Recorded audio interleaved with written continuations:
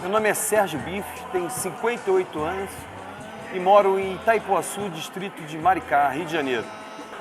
O ateliê fica na minha residência, que é em Itaipuaçu, distrito de Maricá. Eu me intitulo um artista plástico, um escultor retratista, um bonequeiro e um ator. Também tenho DRT de ator também. Então,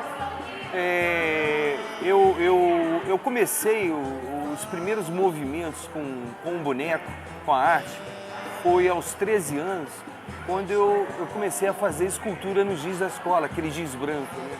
Então ali a miniatura ela já aparecia para mim, né? Depois que eu parei de fazer escultura no giz, eu comecei a fazer escultura no barro.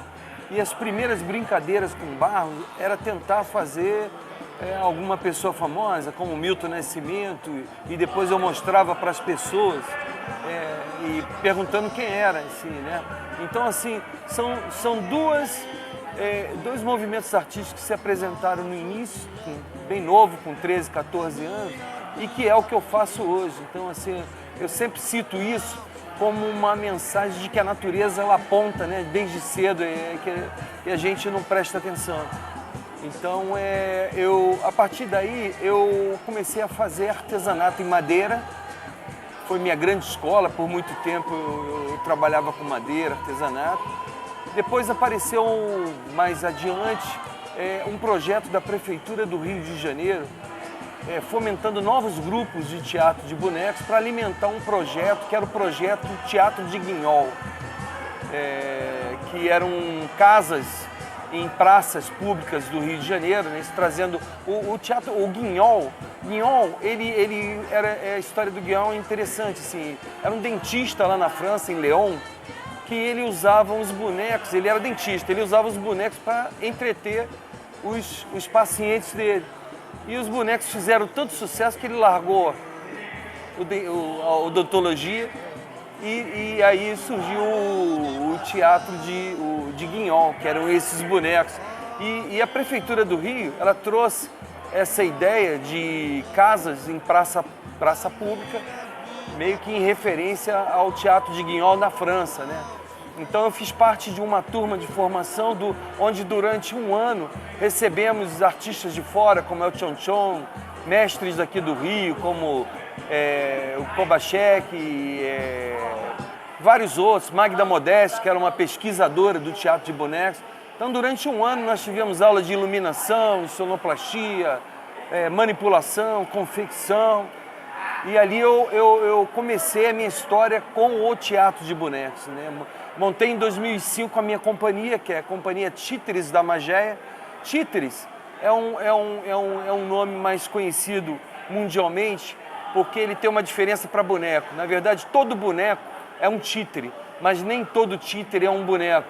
Se eu pegar um lenço e criar uma animação para qualquer cena, ele não é um boneco, mas é um títere. Então, títere é um nome mais abrangente, né, do que boneco.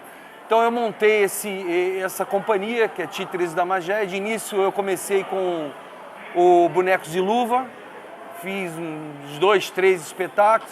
Depois, eu parti para caixas, sem ser o teatro de lambe-lambe, que eram contações de história.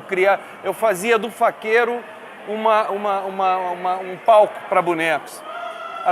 E a partir daí eu tive contato com a Esmília Denise, que são as criadoras do teatro de lambe-lambe, que surgiu há uns 30 anos na Bahia. Ele surgiu de uma forma muito interessante, que uma delas fez uma boneca que ia fazer um parto, ia puxar com um barbante e a criança saía da barriga da boneca, né? Então a outra comentou que a cena era bonita, que as bonecas eram maravilhosas, que a cena era maravilhosa, mas que parto é uma coisa tão particular que devia ser feito em um lugar fechado. Daí ela saiu na rua e se deparou com um fotógrafo de lambe-lambe e aquela caixa antiga, né? Nascendo aí o teatro de lambe-lambe. Teatro de lambe-lambe é mais ou menos combinado o artista criar uma cena de 2 minutos para um público de 1 ou 2 pessoas, dentro de uma caixa fechada, e daí nós somos considerados caixeiros viajantes, né? Então, no momento que eu comecei a transformar a contação de história em caixas, eu pulei para o teatro de lambe-lambe e diante da facilidade, né? Teatro de lambe-lambe você cria um cenário de uma forma muito simples, tá tudo à mão, qualquer sucata, né? Então, foi muito bom e assim, e a minha proposta de trabalho é todo material reaproveitado. Então, minhas caixas são todas compostas de resto de gaveta, resto de armário, caixote de feira. Eu não tenho preocupação de esconder isso, assim, eu até gosto que essa coisa do rústico mal feito parecendo uma coisa de alta tecnologia, né? Eu criei um espetáculo ali que cai uma chuva. E quem olha pensa que é uma coisa, mas não é nada, é apenas uma bomba de aquário. E agora eu criei até um sistema manual, onde eu instalei uma caixa d'água que vai até um pote de shampoo, que tem uns furinhos, e quem olha naquele buraquinho vê aquela chuva caindo, que cai num outro reservatório, que quando enche eu coloco em cima de novo. Então, quer dizer, o meu trabalho é todo em cima do reaproveitamento. E o meu processo de criação e confecção dos bonecos, ele funciona da seguinte forma. Primeiro vem a motivação. Por exemplo, o Zicartola, que é o espetáculo onde eu homenageio o Cartola, ele surgiu a partir de uma foto da capa do disco do Cartola. Quando eu vi o Cartola e a Dona Zica na janela, eu imaginei toda uma cena. Eu fui pesquisar, na capa do disco aparece só a janela. Eu fui pesquisar onde que era aquela janela. E aquela janela era de uma casa onde eles moraram na Mangueira. E aí eu reproduzi a casa e criei uma favela fictícia. Então isso para mim já era o cenário. E a partir daí eu criei personagens peculiares a uma comunidade, como o motoqueiro, o pipeiro, ou o senhor de bicicleta, né? Então, na verdade, a criação, ela vem de uma concepção assim, quase que vem pronta, né? Então, os bonecos, eles são confeccionados a partir da necessidade de encenação. Se você precisa de um boneco que tem que pegar algum objeto, você não vai escolher um boneco de vara, né? Então, assim, tudo é muito ligado a partir da concepção da ideia.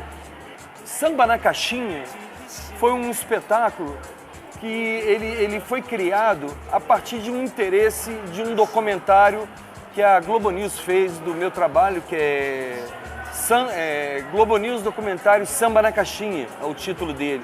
Então, eles vieram me propor eu criar uma caixa e contar um pouco da história do samba. E a gente não pode contar a história do samba se não passar pela Tia Seata.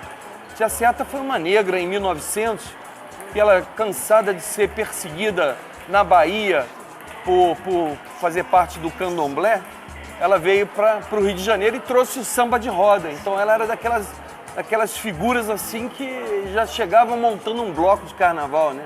Ela se caracterizava de baiana e ia para 7 de setembro vender os quitutes baianos. Então, é uma época que era proibido samba, capoeira, qualquer manifestação afro, era proibido. Se pegasse uma pessoa com um pandeiro na mão, era preso ou tomava o pandeiro dele na mão. Então era... Só que tem um fato muito interessante na história dela, que um presidente chamado Venceslau Braz, ele teve umas feridas na perna onde os médicos não encontravam a solução para o problema, né? E aí o motorista do presidente falou que na área dele lá tinha uma negrinha que era curandeira e que poderia ajudar ele. E ele pediu que levasse aquela negrinha lá no Palácio do Catete. E aí levaram ela e ela curou o presidente com ervas, né? Diante disso, ele falou que ela poderia pedir o que quisesse. Ela pediu o emprego para o marido, teve 14 filhos com esse marido e pediu que a casa dela não fosse importunada no momento que ela fizesse encontros de sambistas ou mesmo um ritual religioso afro. E assim acontecia, quando alguém ligava, olha, tá tendo macumba ou tá tendo samba aí, aonde? Na casa da Tia Seata. Então, passa direto, finge que não viu. Assim era a história. Então, existiam vários pontos de senhoras que também faziam as histórias religiosas e o samba. Só que nenhuma ganhou relevância como a Tia Seata, porque a casa dela era meio que liberada por esse fato dela ter curado o presidente. E aí virou um point de sambistas. Sambistas como Pixinguinha, João da Baiana, Donga. Então a grande importância da Tia Seata é que foi na casa dela que foi criado o primeiro samba gravado pelo telefone. Entende? Então assim,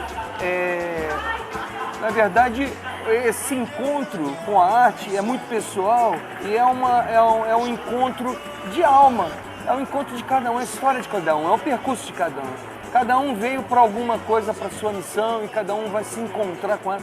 Que encontre, né? Tem gente que não encontra a vida toda. Então eu fico feliz, eu digo que para mim a arte foi a minha salvação, que é onde eu consigo mostrar o que eu tenho de mais belo, né?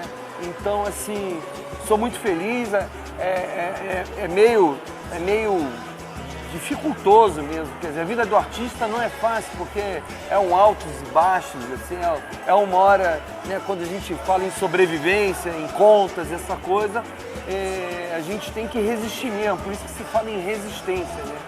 Mas assim, o fato é que isso é um apuro para a gente encontrar a melhor forma, porque se você encontra a sua melhor arte e tem uma referência boa, de qualidade do que seja uma boa arte, é uma questão só de ajuste. O teatro de animação, ele começa com a paixão e se torna uma profissão. No momento que você transforma essa paixão numa sobrevivência, no momento que você vê aquilo como um ofício da sua vida, ele se torna uma profissão, mas ele começa na paixão, ele começa com a afinidade com. Eu queria mandar aqui um abraço para a turma de licenciatura em teatro do IFE, aqui de Campos de Goytacazes, e dizer que eu fico muito feliz assim, desse interesse pelo teatro de animação, porque é uma raridade, mas assim, no momento que você mergulha nessa arte nobre, é só felicidade para você e gerar felicidade para os outros também.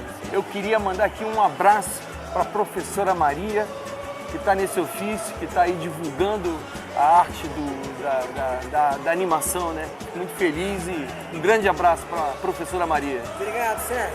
Um abraço para você. Sucesso. Muito obrigado.